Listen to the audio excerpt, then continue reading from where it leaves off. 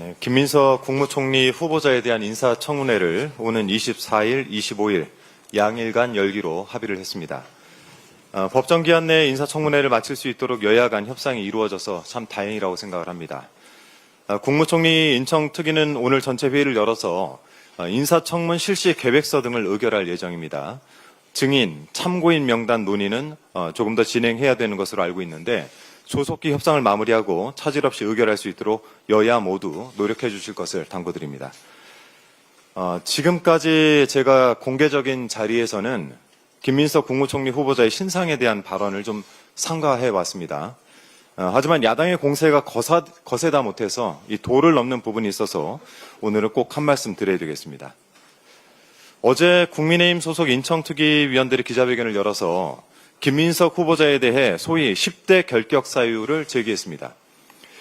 이들 위원들은 공직 후보자 인증 본연의 업무에만 집중하고자 노력하고 있다라고 발언을 했는데요. 결격 사유가 있는지 그 흠결이 얼마나 큰지를 검증하는 일 자체는 이 특위 위원들에게 맡겨진 책무이니 크게 비판하진 않겠습니다.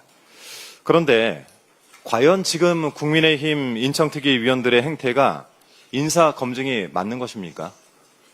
후보자의 재산을 비롯한 각종 의혹을 확인하겠다면서 국민의힘 측이 신청한 명단이 언론 보도를 통해서 어느 정도 공개가 된 바가 있는데요.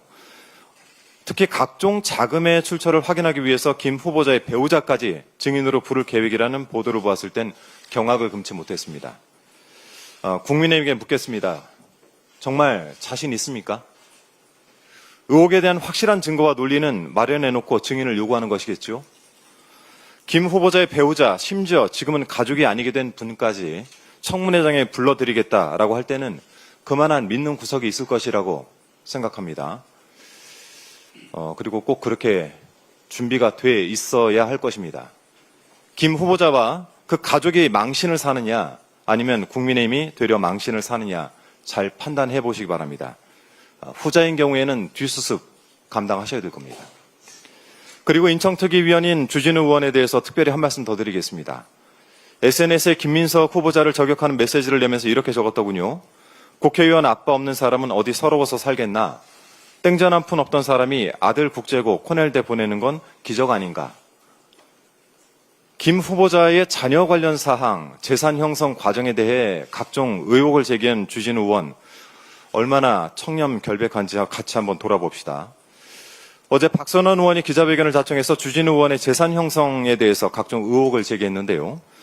인사청문회를 떠나 본인 의혹의 심각성이 매우 중대해 보입니다.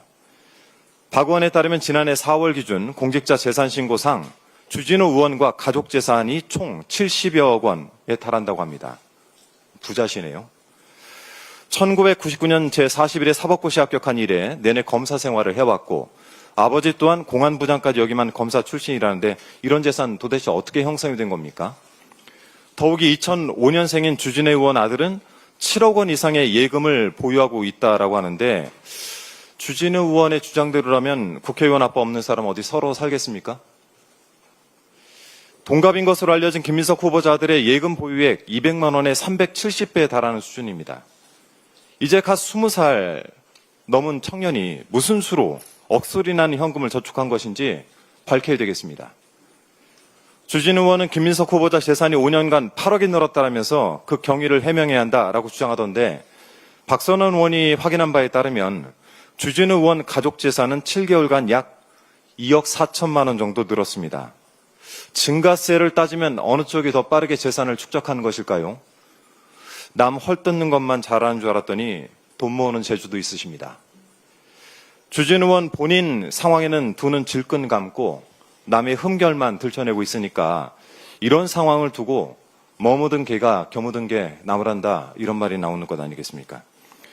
새롭게 출범한 국민주권정부가 국민의 뜻을 받들어 일하려면 무엇보다 국무총리를 비롯한 각종 인선을 원활하게 이루어져야 할 것입니다. 이 납득하기 어려운 사유를 들어서 인사청문회를 지연시키거나 직무수행과는 상관없는 일들을 들춰내서 후보자와 그 가족에게 깊은 상처를 입히거나 말도 안 되는 의혹들을 거론하면서 국정을 발목 잡는 일은 없길 바랍니다. 부디 이성들을 되찾길 바랍니다. 이상입니다.